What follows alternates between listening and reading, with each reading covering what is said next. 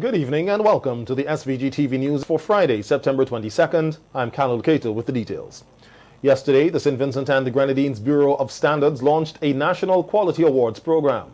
The initiative is a collaborative effort between the CARICOM Regional Organization for Standards and Quality and the St. Vincent and the Grenadines Bureau of Standards. Speaking at the launching ceremony, Executive Director of the SVG Bureau of Standards, Ezra Ledger, said that the program aims to transform industries, elevating national identity and empowering local producers and service providers in the country. Assess and benchmark businesses' level of quality implementation. And of course, in achieving this goal, we are to ensure that there will be increased revenue and higher productivity at all levels of the organization. There will be reduced waste and inventory, and hence reduced costs to the businesses. There will be improved product design and promotion of competitiveness, innovation, and creativity. They'll provide opportunity to adapt to changing market and regulatory practices. And of course, they will increase your market image. And the second aim is to promote excellence in quality and quality culture throughout the company, and resultingly, this will assist business to strive for excellence, to be recognized and rewarded for their demonstration of quality within their business operation, and of course, in creating a national awareness of standardization, quality assurance, and metrology, SQAM, and increasing awareness of the economic and social benefit of SQAM. So as mentioned before, the National Quality Award is being coordinated by the CROSQ under the Technical Barriers to Trade component of the 11th EDF Development Fund, and it's been executed in collaboration with CROSQ and the German Metrology Institute, the PTB. So of course, what we have seen here is that this endeavor is not a lone road for us alone. It's part of what the international market is requiring. Ledger said the National Quality Awards programs is one of the activities that the Bureau of Standards is using to champion the national quality infrastructure in SVG. It will seek to demonstrate to policymakers, stakeholders, and consumers the significant role of standards and quality-rated systems, processes, and practices in all sectors of society, including the economy. The National Quality Awards program will focus on 4 specific areas, and they are national competitiveness, organizational excellence, capacity development for quality institution, and of course, one of the most important one is consumer satisfaction. And of course, we're all consumers, even though some of them are regulators or other support organizations. The program will also create the possibility for greater market penetration and competitiveness, as it will level the playing field by increasing an organization's ability to qualitatively and effectively meet the requirements of the global trade, fair trade, as well as sustainability practices. As such, the National Quality Awards is expected to set the foundation for continuous organizational improvement as it relates to both internal and external customers by promoting and influencing a national quality culture in St. Vincent and the Grenadines. Ledger said while the SVG Bureau of Standards is doing its part, the building and maintenance of the national quality infrastructure is everyone's business. Standard champion this cause. The building and maintenance of the national quality infrastructure is everybody's business. We all need to invest in these endeavors and work diligently towards their successful implementation. Therefore, we urge the government, regulatory agencies, the business sector, the business support organizations, including the NGOs, consumers, the media, and all of the stakeholders to collaborate with us and play their part concertedly to ensure the efficacious establishment of the national quality infrastructure and its successful operations. Project Officer of the CARICOM Regional Organization for Standards and Quality, Terry Hutchinson, said they have been looking forward to the launch of the National Quality Awards program for SVG for quite a while and congratulated the country for taking the bold step. Quality is no joke, and especially now when competition is so fierce for good products and services globally. Quality makes the difference between the winners and others, not the losers. The winners and others. We continue to see and celebrate the wins as a region. So St. Vincent and the Grenadines, we say congratulations to you for taking this step to seriously consider how local businesses can compete on the platform of quality. This will redound to the benefit of not just your islands, but the region as well, when your businesses can go further and improve their offerings to wider markets. We want to see not just a launch and the inaugural awards, but we hope all partners that have come together to assist the St. Vincent and the Grenadines Bureau of Standards, especially the Ministry of Agriculture and your business and commerce associations, will continue to support and sustain this national endeavor to make it one of a shining example of best practices in our region. Chief Agricultural Officer Renato Gum says it is his hope that with the launch of the National Quality Awards program, local producers and service providers in the country will raise their standards. What we're looking for is the promotion of this award, the criteria of this award. I mean, and of course, I listened to some things you said, I probably missed most, but the criteria not only visible, but actual quality of the product you're putting for sale. And I myself, well, I think you have a committee to deal with this, yes. So I myself will be looking diligently and support, of course I'll support from the ministry standpoint, to ensure that this program is a success, because it's key to agriculture also. We do a lot of export of produce, we do agro-processing. You know, sometimes people, when they hear they talk about producing quality food, and they tell you, oh, the tourism industry is growing, so you have to produce quality food now. Vincent, shall I eat quality too? Everybody want to eat quality.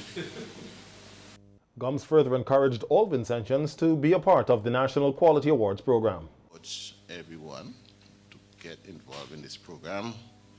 My people, all my stakeholders in the agriculture sector, we can promote it from that aspect, Mr. Ledger, and I think we would, to ensure that we get the best out of this program. But also, not just that, is trying to promote the product and expanding the market. When you have these awards, I don't know if you're going to put a label or something on it, but to say, well, this stuff. But when you have these awards, people are more confident in buying the product, in consuming the product. So I think it's important that we have a promotion of this program. So at some point we'll meet the chairman himself to look at how we promote this program from the sector, agriculture sector. So let me just thank you and congratulate you for taking this initiative. Newly appointed Executive Director of Invest SVG, Glenn Beach, said that the investment agency is about growth, making strides, and doing something special that everyone can be proud of. He was at the time addressing the launch of the Everything Vinci Expo Plus for 2024, which will run from October 26th to October 29th at the decommissioned E.T. Joshua Airport tarmac. A lot of things special. I don't claim to be the savior that's going to come in and take us to the new level. But I claim to be somebody who's going to work with the staff of Invest SVG, find that special bond with Vincentian producers to move St. Vincent and the Grenadines forward. Those of you who have children, you know, and before you had children, you never knew a love like what you had for your children. You couldn't understand it before. Nearly everything and every decision you make right now is about your children, to make sure they have that better life. Same here. Same with Invest SVG. You know, I say in SVG, St. Vincent and the Grenadines, and I was telling my staff the other day, I said, you know, we talk about SVG, but how many people around the world know exactly what SVG stands for? I haven't reached the stage of BVI, but we will get there, where everybody will know what SVG means. And so as we start and continue to build what the brand is, and because a lot of people do not understand what it means in terms of branding. Beach added that Invest SVG will be ensuring that they are branding quality goods. If we put Invest SVG on a product that is poor, people think that everything else from St. Vincent and the Grenadines is poor. And so we have to take pride in what our branding is, whether it's Invest SVG, St. Vincent and the Grenadines tourism, the government logo or shield. It represents us, whether it's CDC or it represents what we do. And we have to take pride in it. We have to make sure we promote it properly. In my opinion, we're in a unique place right now. We always knew that when AIA came into place, it was going to create something special. Because no longer would you have to worry about, one, how you're getting your products out, or how you're getting your products in. Because once you had those international airlines coming in, it meant something different. We have big companies, ECGC, St. Vincent and the Grenadines Brewery, to name two. And that's only a part of it. A few years ago, just before the pandemic, we did I don't like to go back to there, but from tourism, we did The first 21 houses that were constructed at Orange Hill through a donation by the Mustique Charitable Trust as part of the Volcano Recovery Program will be handed over on Tuesday, September 26th. The handing over ceremony will be hosted by the Ministry of National Mobilization, Social Development, Family, Gender Affairs, Youth, Housing and Informal Settlements at the site of the new homes at Orange Hill. Speakers at the ceremony will include Minister of Housing and Informal Settlements, Dr. Orlando Brewster, Parliamentary Representative for the North Windward Constituency, Montgomery Daniel, and Chairman of the Mustique Charitable Trust, Roger Pritchard. The feature address will be delivered by Prime Minister Dr. Ralph Gonsalves. Tuesday's ceremony will commence at 3 p.m. On radio on Wednesday, Minister Daniel said government, through the various ministries and institutions, continues to restore lives and livelihoods in the red zone, particularly on the northern part of the island, which was severely affected by the eruption of La Soufrière in 2021, destroying agriculture production and infrastructure, including roads and homes. On housing, Minister Daniel noted that 68 homes were destroyed by the eruption, and last year they were able to relocate some families after rebuilding 27 houses. He said another 21 houses have been completed, and Cabinet took the decision to hand over these houses to more of the affected families on Tuesday. While acknowledging that there are still a number of homes in the area which need repairs, Minister Daniel said the homeowners continue to seek help, and the government will keep its promise to complete the housing repairs exercise. Urologist Dr. Rohan Dishong, who is attached to the Milton Cato Memorial Hospital, said while there has been a drive over the past 30 years for early screening to detect cancer at an early stage, too many people are not heeding the call and oftentimes seek treatment too late.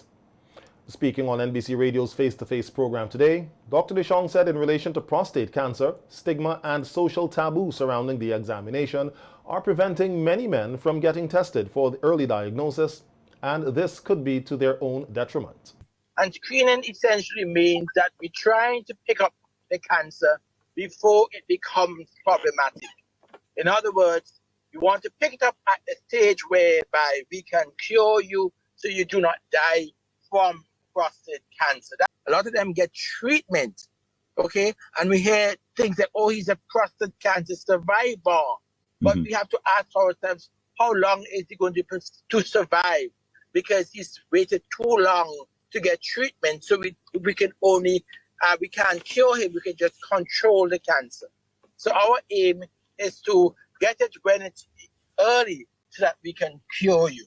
Nephrologist Dr. Twana Brown-Caesar, who was also on the program, said that there is an overlap of symptoms between persons having an enlarged prostate and prostate cancer itself. It might just start as persons having difficulty urinating or they're having a slower than normal stream. And that could be enlargement of the prostate that we call BPH, that is not necessarily cancer.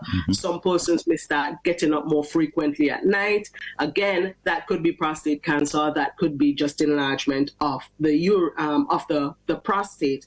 However, when persons start passing blood, that is something that is not normal. Yes, a kidney stone can make you pass blood in the urine. Yes, you may have a bad urinary tract infection that can make you pass blood, but these are things that should be evaluated, especially if you are in the age range for it. As I said, unusual or severe back pain or unusual or severe hip pain, sometimes that is indicative that the prostate cancer has already spread to the bones, and the lesions of the prostate cancer in the bones, that's what's giving you that severe pain. So just to be aware of that. It can be extremely aggressive in some instances where persons at the time of diagnosis already have widespread prostate cancer.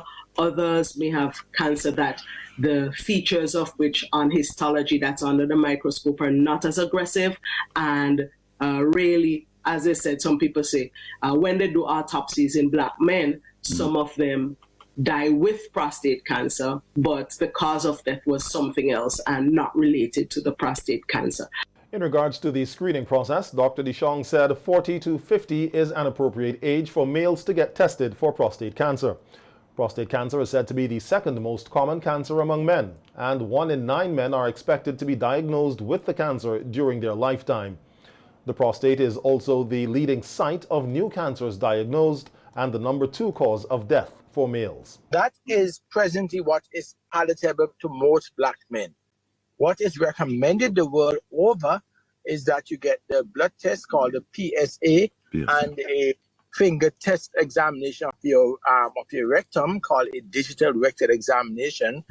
And because sometimes the blood test does not detect cancer in the very early stages, even though in the vast majority of situations they do, the blood test does. But in a few cases, as much as 1 in 5 men can have a growth in the prostate, but the blood test to the prostate is less than what we would consider abnormal. Why? Because we are like 2 to 2.5 times more likely to die from prostate cancer, even though we are about 2 times more likely to have the disease. Our disease tends to be more aggressive and tends to occur earlier in our race than in the Caucasian race. So, Prostate Cancer Awareness Month is observed every year in September by health experts, health advocates, and the public to raise awareness about prostate health and prostate cancer. This cancer mainly affects men over the age of 50 every year. More than 174,600 men are diagnosed and about 31,600 succumb to the disease. According to the American Cancer Society, one of the most important reasons to celebrate Prostate Cancer Awareness Month is that it helps to draw attention to a disease that is often overlooked. By creating discussions and raising awareness, more people can learn about prostate cancer and have an understanding of who is at risk and how to best fight the condition. Students across St. Vincent and the Grenadines are being urged to desist from using cannabis and edibles containing cannabis. The advice comes from Sergeant of Police Iraqi Huggins, attached to the narcotics unit of the RSVG police force, while on the Cop Chat program yesterday on WeFM. Sergeant Huggins says they have seen more and more students using cannabis, and this is not a good path for them. The police sergeant also advises persons with a medical certificate to use medicinal cannabis and not to misuse it.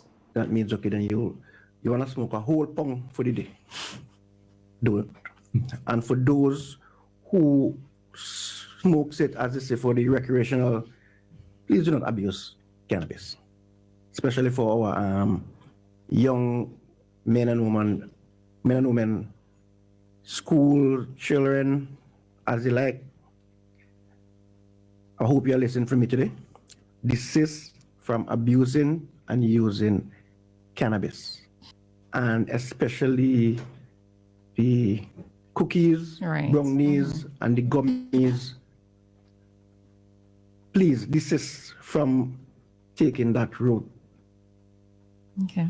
Don't get fooled by people telling you, okay, then before you go to exam, smoke a high weed, you remember everything. But that's nonsense. The Sergeant of Police Dwight Lewis also advises persons growing cannabis illegally not to lie to law enforcement officers about having a valid license to cultivate, as there is a clear distinction between medicinal and traditional cannabis. And you may ask them, why are you farming cannabis? and their response will be, well, I have a license, right? I have a license. And I mean, this was in the time of the amnesty period. So we would have given persons, the benefit of the doubt, and would have accepted what they said. Now, please desist from doing so. If you do not have a license, do not tell the police that you have a license, because actions will be taken against you. If you're a traditional farmer and you intend or wish to get into the medicinal cannabis industry, please do so legally.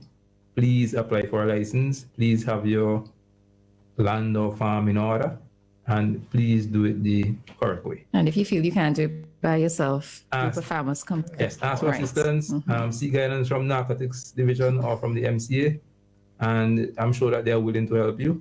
I'm sure that you can get access to funding if you want your farm to be at a certain standard, and please do it diligently. As I said before, one tree is an offense in your yard or in your backyard or on your veranda in a container. So please be mindful of that.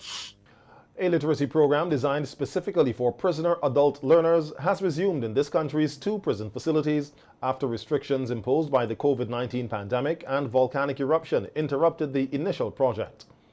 In 2020-2021, 35 prisoners were involved in the literacy program, and the library space was refurbished at His Majesty's Prisons, Kingstown. A news release says the project is implemented by local NGO Hands to Earth, whose project coordinator, Vonnie Rudet, became increasingly aware of prisoners' literacy challenges after teaching vetiver craft and art classes to prisoners in 2015. In response, she started an inmate-driven literacy class sponsored by the craft program before seeking assistance to expand prisoners' access to basic literacy education. In late 2018, Rudet teamed up with literacy education specialist Lyndon Punnett, who identified a mentorship reading program for prisoners developed in the UK by the Shannon Trust. The New Leaf Literacy Project was then designed for St. Vincent and the Grenadines and approved for funding by the Maria Holder Memorial Trust in 2019. Punnett, who Rudet describes as the driving force behind the literacy training, tutored 11 prisoners in 2020 as mentors in the reading scheme and is currently teaching a second cohort of 7 at the Belle Isle Correctional Facility. The training guides prisoner mentors through 5 teaching manuals and takes 3 months to train each cohort. Mentors improve their own literacy levels and are then supported to teach on a daily basis with learners from the prisoner population. The news release says it takes a learner approximately 8 months to work through all the stages from beginner to a functional literacy level. The project's target is a total of 22 mentors and to have 25% of the prison population involved in the program as mentors, librarians, or learners by the end of 2024.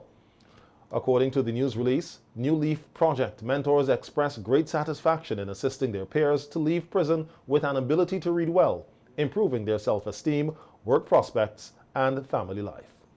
The preliminaries of the Lions Club South Flow National Secondary Schools Public Speaking Competition will commence on Tuesday, September 26th from 1 p.m. at French's House in capital Kingstown for schools in Zone 1.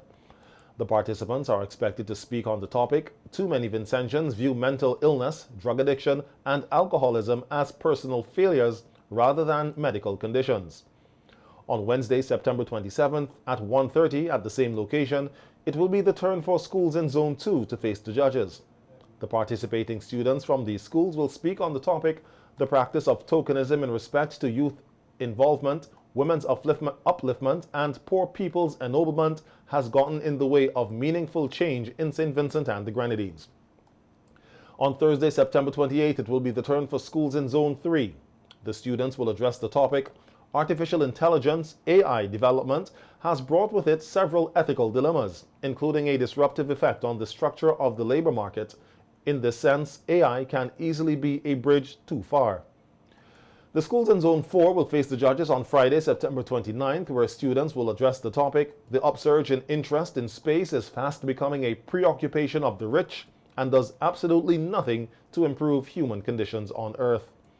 6 finalists from the participating schools will be selected to meet in the finals on Tuesday, October 24th at the Methodist Church Hall in Kingstown from 7 p.m.